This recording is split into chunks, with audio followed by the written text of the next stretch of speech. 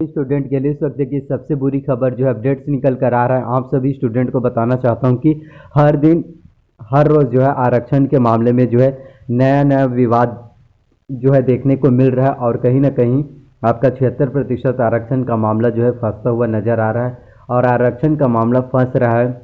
आने वाले समय में जो है छत्तीसगढ़ में 76% आरक्षण आपका निरस्त हो सकता है अगर इसी तरह से आरक्षण पर विवाद चलता रहा तो।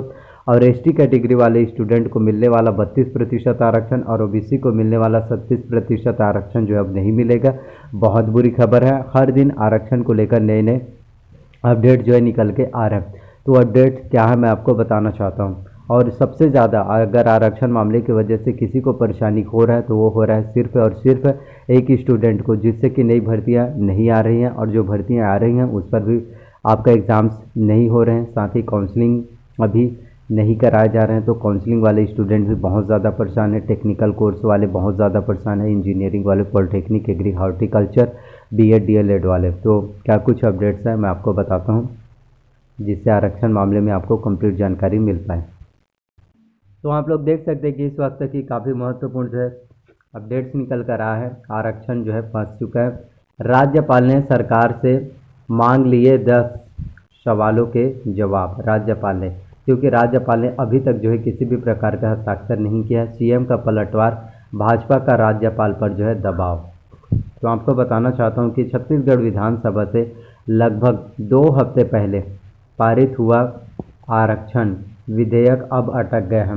इस विधेयक में मंजूर की गई आरक्षण व्यवस्था तभी लागू हो सकती है जब राज्यपाल डॉक्टर अनुसुईया उइके के हस्ताक्षर हो जाएंगे। तो ये बहुत ही पेचीदा मामला हो रहा है क्योंकि अभी तक राज्यपाल अनुसुईया उइके के द्वारा हस्ताक्षर नहीं किए गए हैं।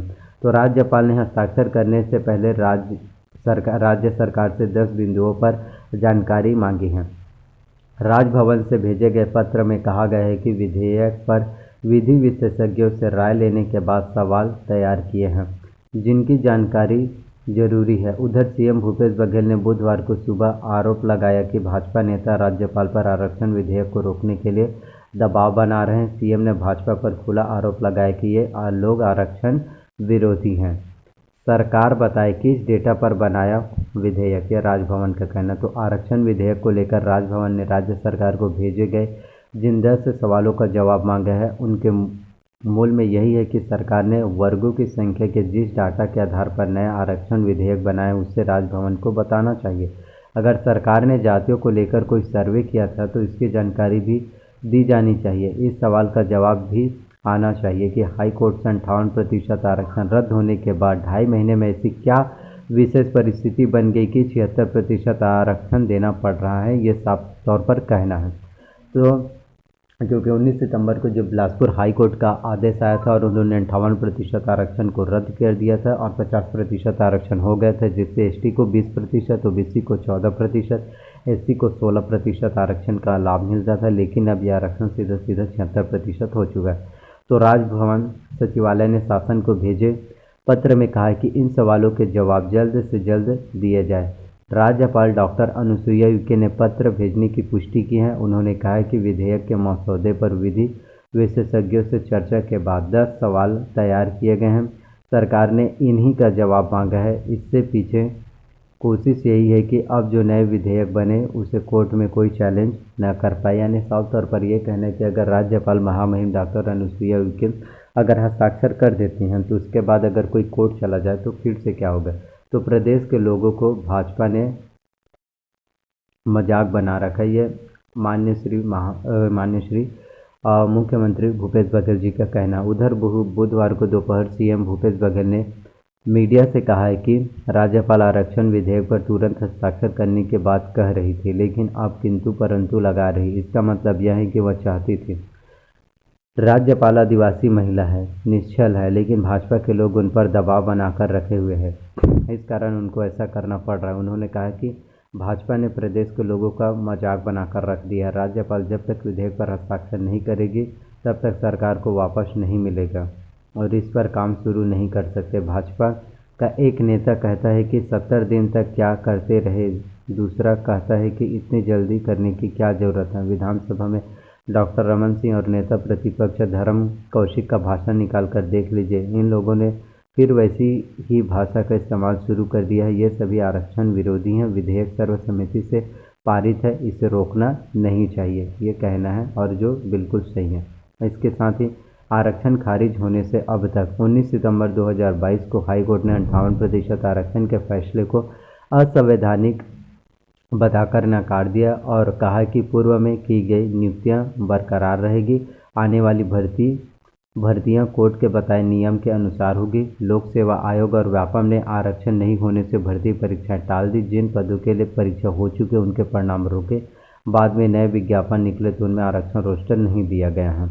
तो ये सभी आरक्षण का मामला जो है कहीं ना कहीं आपका जो है चारों तरफ फंसा हुआ नज़र आ रहा है। तो राज्यपाल ने 10 सवालों पर जो जवाब मांगे हैं वो भी मैं आपको बताता हूँ ताकि आपको और अच्छे से समझ में आ सके।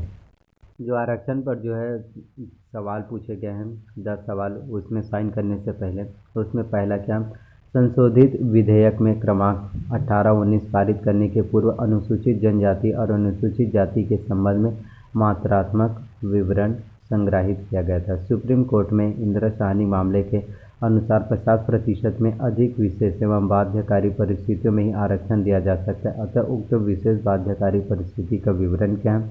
राज्य सरकार ने हाई कोर्ट में 19 सितंबर 2022 को 8 सारणी में विवरण भेजा था, जिस पर कोर्ट ने कहा था कि ऐसा कोई विशेष प्रकरण निर्मित नहीं है कि 50 से अधिक प्रतिशत आरक्षण दिया जाए। इस निर्णय के बाद ऐसी क्या विशेष परिस्थिति उत्पन्न हो गई जिसके कारण आरक्षण की सीमा बढ़ाई गई। सुप्रीम कोर्ट में इंदिरा साहनी के मामले में कहा गया कि SC/ST सामाजिक, आर्थिक और शैक्षणिक रूप से पिछड़े हुए नागरिकों में आते हैं। इस संबंध में राज्य के SC/ST व्यक्ति किस प्रकार के पिछड़े हुए हैं। मंत्रिपरिषद में महाराष्ट्र, तमिलनाडु और कर्नाटक राज्य के आरक्षण का प्रतिशत का उल्लेख है। इन राज्यों में आरक्षण 50% से अधिक किए जाने से पहले आयोग का गठन किया गया था। छत्तीसगढ़ में इसके लिए कौन सी कमेटी जो है गठित की गई है। ये सभी के सवाल हैं। इसके साथ ही और सवाल हैं, सामान्य प्रशासन विभाग ने क्वांटिफाइबल डाटा आयोग के गठन का उल्लेख किया है, जिसकी रिपोर्ट शासन के पास है। यह रिपोर्ट राजभवन में प्रस्तुत क्यों नहीं की गई। हाई कोर्ट राज्य शासन ने बताया कि SC/ST के व्यक्ति कम संख्या में चयनित हो रहे हैं। ऐसे में यह बताया कि SC/ST राज्य सेवाओं में क्यों चयनित नहीं हो रहे हैं। और इसके साथ सबसे महत्वपूर्ण, ST को 32%, OBC को 27%, SC को 13%। इस प्रकार कुल 72% आरक्षण का प्रावधान किया गया। यह आरक्षण लागू करने से प्रशासन की दक्षता का ध्यान रखा गया और इस संबंध में कोई सर्वेक्षण किया गया है। ये सभी क्वेश्चन है। तो आने वाले समय में एक के बढ़कर एक जानकारी आएगा तो मैं आप सभी स्टूडेंट को बता दूंगा। तो प्लीज़ अगर वीडियो आप लोगों को अच्छा लगा, पसंद आए तो प्लीज़ वीडियो को लाइक कीजिए। चैनल पर अगर आप नए हैं तो प्लीज़ चैनल को सब्सक्राइब कर लीजिए, साथ में बेल नोटिफिकेशन को भी ऑन कर लीजिए एंड वीडियो को जितना हो सके अपने फैमिली में, दोस्तों में शेयर कीजिए। तो इसी तरह से मेरे चैनल पर नई गवर्नमेंट जॉब वैकेंसी से related up to date videos मिलते रहेंगे। धन्यवाद, मिलते हैं नेक्स्ट वीडियो में।